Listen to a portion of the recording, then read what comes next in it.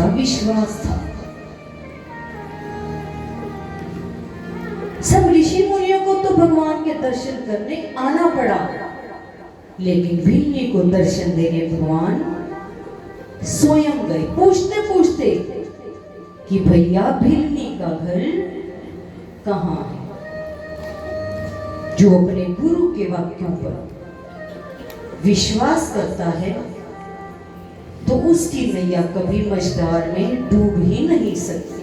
बोलो सतगुरुदेव भगवान की जय, ऋषि नंदी निवासी भगवान की जय।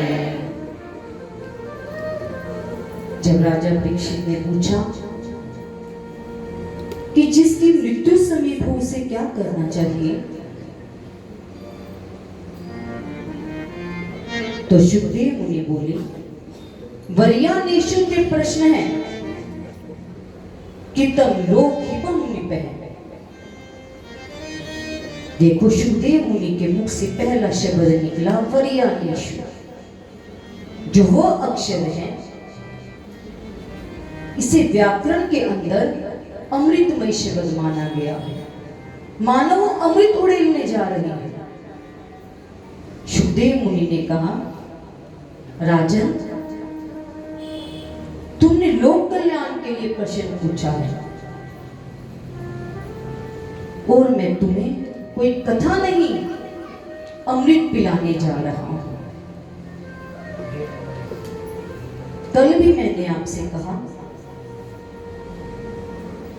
कि आप कहो कि हम इस कथा को पीने जा रहे हैं, क्योंकि एक कान से सुनोगे तो बात नहीं बनेगी, दोनों कानों को डोना बनाकर अगर पियोगे तो बात हृदय में उतरेगी, और जो बात हृदय में उतरती है वही हृदय पर आघात कर सकती है, चोट कर सकती है। और जिस दिन कोई बात हृदय पर चोट कर गई तो जीवन में परिवर्तन आ ही जाएगा। लेकिन ये होगा कब? जब बार बार इन कथाओं को श्रवण करोगे। जिसने यह कह दिया अरे बहुत सुन लिया वही कथा है, तो समझो उसने कथा के रस को जाना ही नहीं है। अरे इस रस को पीने के बाद तो तलब और बढ़ जाती है।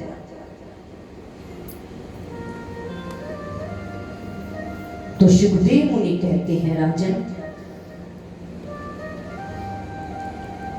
मनुष्य की आयु रात्रि को तो सोने में गुजर रही है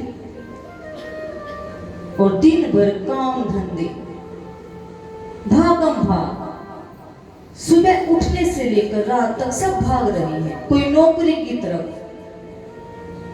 कोई व्यवसाय की तरफ। लोगों को पूछो तो कहते हैं अरे खाने की भी फुर्सत नहीं हमें तो, अरे भैया खाने का भी तो टाइम नहीं मिलता, मरने की फुर्सत नहीं। उनसे ये पूछो कि क्या मृत्यु तुमसे पूछकर आएगी? जब मृत्यु आएगी तो एक सांस लेना भी दूभर हो जाएगा, वहीं अटक जाएगा सांस। खाना भी भागते भागते खा रहे हैं, अरे समय नहीं है, अरे किसके लिए कमा रहे हो? किसी से पूछा भैया इतनी भागम भाग क्यों कर रहे हो कि तुम्हें तो खाना खाने की भी फुर्सत नहीं? तो कहने लगे हम इतना कमा कर रख देंगे कि हमारे पुत्रों को कमाना ना पड़े। तो संतों ने उत्तर दिया, पुत्र सपूत तो क्यों धन संचय, पुत्र कपूत तो क्यों धन संचय। अगर आपका पुत्र कपूत है, जितना भी धन कमा लो वो बिगाड़ ही देगा।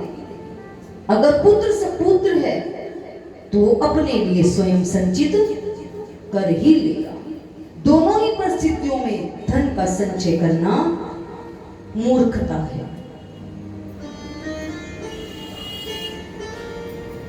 सुखदेव मुनि कहते हैं, राजन कल्याण के 3 साधन हैं, श्रोतव्य, स्मृतव्य, कीर्तव्य, भगवन नाम। श्रोतव्य, अधिक से अधिक सुनो, क्योंकि जो कानों द्वारा सुना जाता है वह कभी व्यर्थ नहीं जाता। कार्य करते हुए कुछ कुछ सुनने की आदत डालो। बहुत सुन ली निंदा चुगली इधर उधर की बातें, कुछ ऐसा सुनो कि जो कार्य कर रहे हो वह भी तुम्हारा सेवा बन जाए। कानों से श्रवण करो और वाणी द्वारा कीर्तन करो। जो मुख से बोला गया शब्द नाद है वह कभी व्यर्थ नहीं होता, वह हृदय में उतरता है। भगवान का स्मरण करते हुए नाम लेते हुए कार्य करने की आदत डालो। कुछ ना कुछ गुनगुनाते रहो, तुम्हारा वह कार्य भगवान की सेवा बन जाएगा। फिर कहा समर्तव्य भगवत नाम, स्मरण करो। अगर मरण सुधारना चाहते हो तो आगे स लगा दो, स्मरण करो। ऐसा स्मरण करो कि जगत का विस्मरण हो जाए। ये नहीं हाथ में माला लेकर बैठे हो और ध्यान इधर उधर है, अरे ये आ गया, अरे ये वो आ गया। नहीं, बेशक एक माला करो लेकिन भगवान के आनंद में आनंदित होकर करो। भूल जाओ कुछ समय के लिए, जगत को विस्मरण करके भगवान का स्मरण करो। ये तीन ही कल्याण के साधन है कलयुग में। आज हम कीर्तन करते हैं तो लोगों को दिखाने के लिए,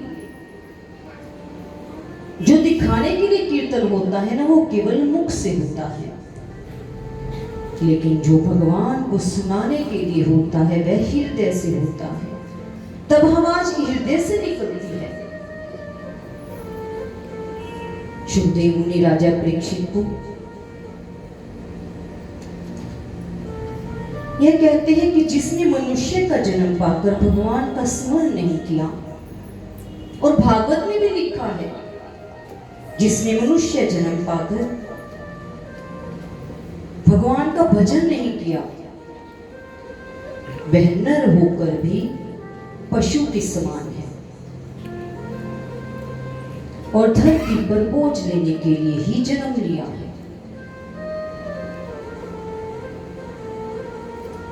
अब सुखदेव मुनि राजा परीक्षित को शरणागत धर्म के बारे में बताते हैं। लोग जो होते हैं ना कहते हैं हम तो उम्मीद पर जीते हैं, लेकिन जो भक्त होता है वह क्या कहता है? भक्त कहता है हम तो जगत में साक्षात राधा गोविंद के भरोसे पर जीते हैं। और भगवान कहते हैं जो कोई मेरी शरण में आ जाता है, शरण में आने का मतलब पूरी तरह से समर्पित, कि करना हो तो करो, बेशक नहीं करना तो ना करो, लेकिन आपके सिवाय हम किसी के पास जाएंगे ही नहीं, किसी से जाकर कुछ कहेंगे ही नहीं। लेकिन आज क्या होता है, जरा से विपरीत परिस्थितियां आती हैं, डोल जाते हैं, अरे ये सुनते नहीं, ये शरणागत नहीं है। भगवान भी तब कृपा करेंगे जब पूर्ण रूप से उन पर आश्रित होगे, शरणागत होगे।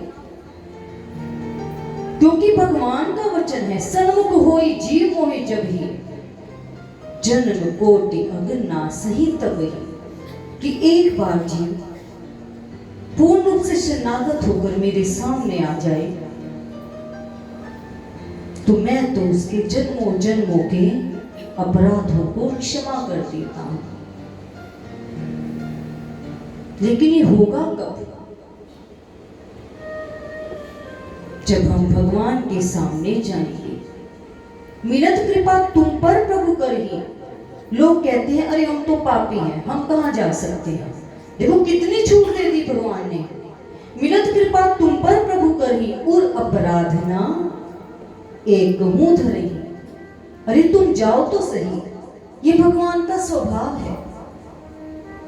तुम्हारे एक भी अपराध को भगवान देखेंगे नहीं, तुम्हें हृदय से लगा लेंगे, लेकिन भाव शुद्ध हो।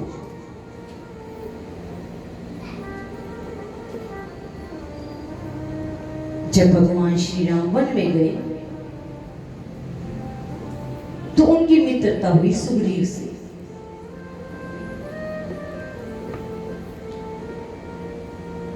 भगवान कहते हैं सुग्रीव तू जाकर बाली को ललकार, मैं एक ही बाण से बाली का वध कर दूंगा। अब सुग्रीव जाते हैं बाली से युद्ध करने। देखो शरणागत के भाव को समझना। आज हम लोग कहते हैं ना कि हम तो स्वयं ही कर लेंगे।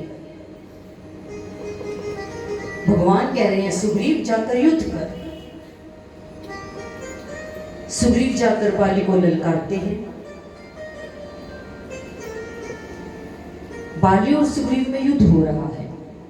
अब बाली को तो यह वरदान था कि उसके सामने वाले की भी शक्ति, आधी शक्ति बाली में स्वयं आ जाती थी।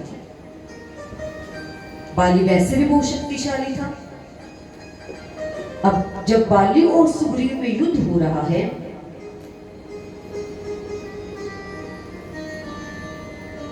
बाली सुग्रीव को बुरी तरह मारने लगा।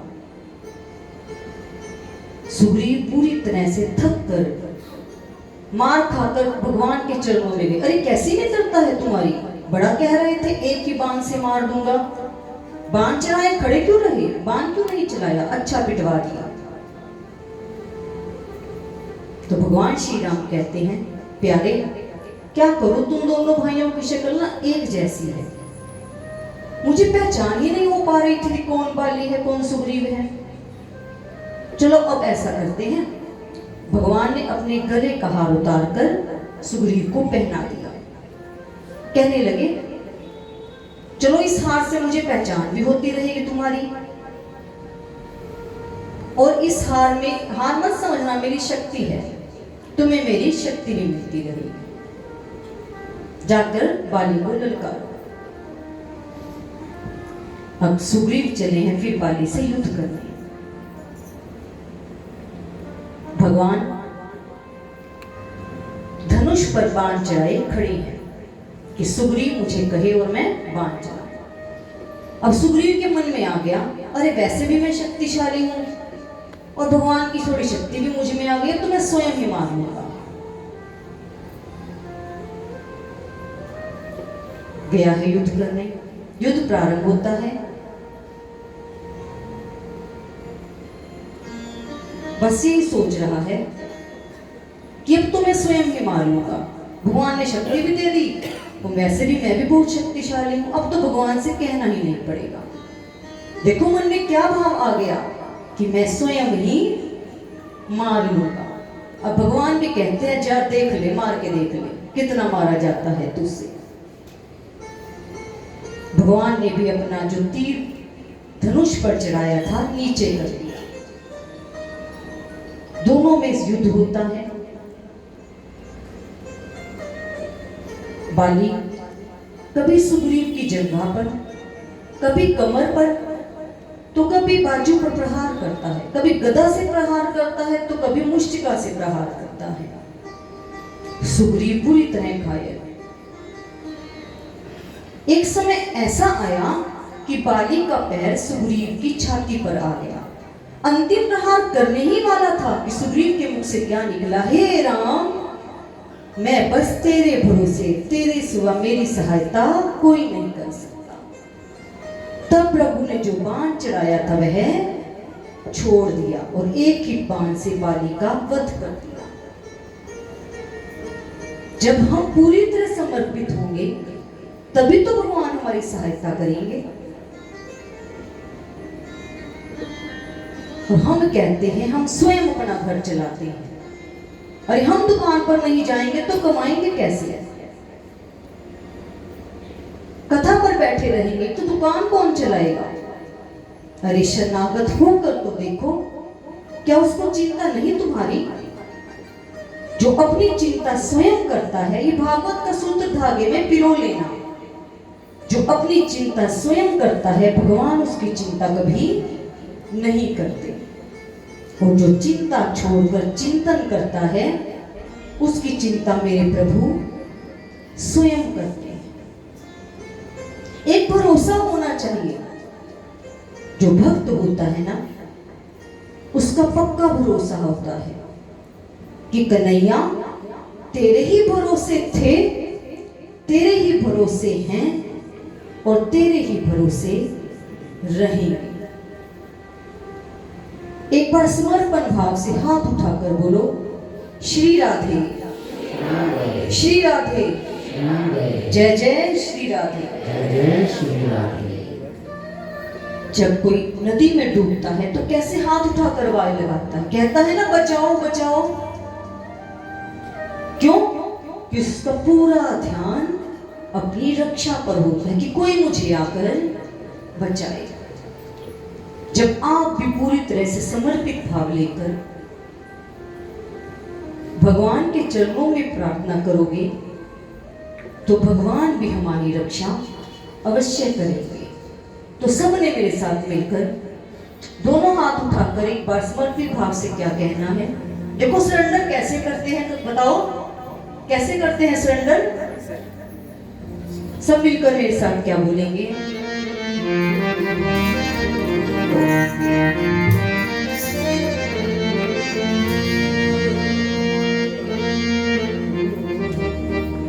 एक तू ही मेरा,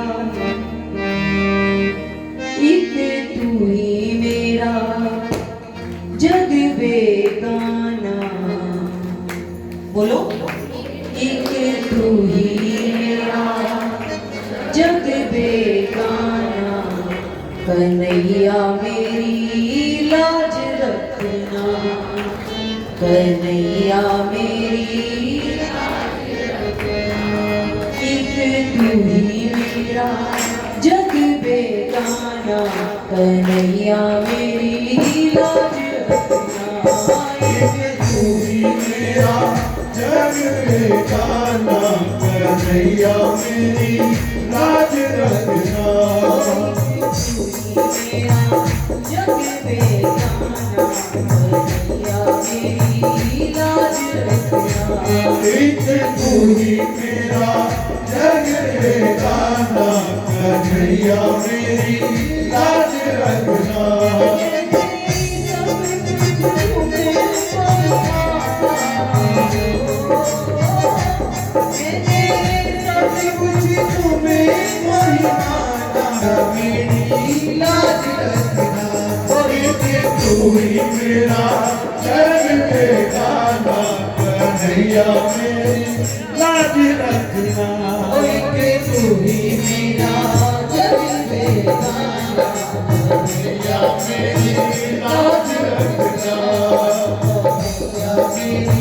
लाज रखना।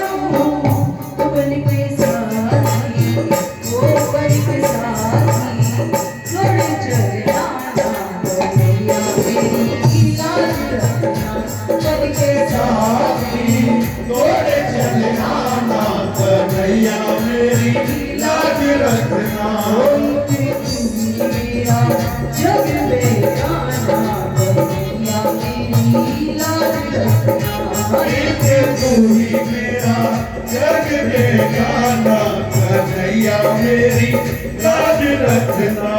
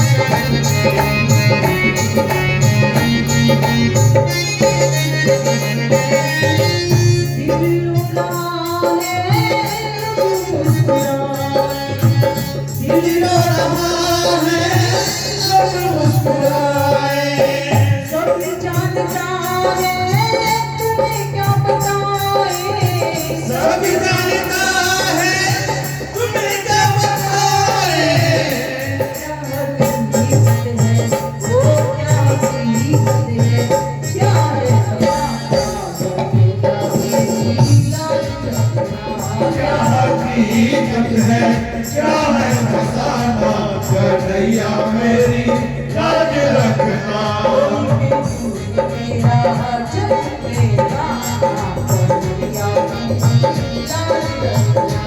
एक तू ही मेरा जग बेगाना कन्हैया मेरी लाज रखना कन्हैया मेरी लाज रखना